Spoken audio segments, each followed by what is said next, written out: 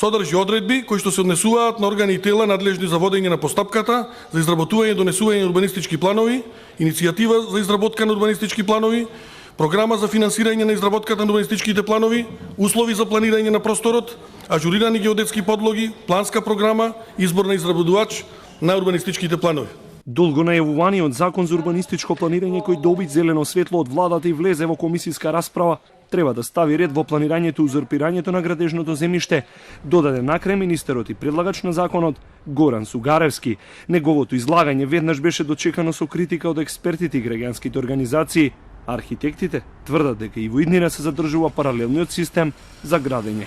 Зборуваме ние преурбанизација, ние сами во законот не сакаме да ја сопреме. Кога ќе имате правилник на општина Ростуше, каде ќе кажете во општина Ростуше нема да може да биде дозволено згради, тогаш веќе е друга приказка. Вака оставаме на општината да направи своји комисии, каде што ќе кажува како ќе се развива општината и така натака. Тоест државата нема никаква улога во урбаниот развој на Македонија. Со веќе изгласаниот закон за урбано зеленило, чии одредби за минимално зеленило во урбанистички план не се вметнати во идниот закон за урбанистичко планирање. Загрижува просторот кој им се остава на инвеститорите да бираат дали по овој или по законот за постапување со бесправно изградени објекти ќе водат постапки.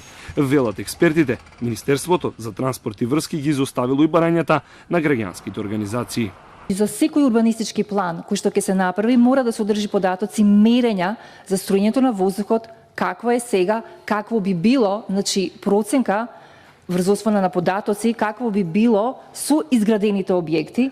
Мораториумот кој го употреби општина Центар за да го запре издавањето на градежни дозволи за да купи време и да прекрои неколку урбанистички планови со новиот закон добива и ново име.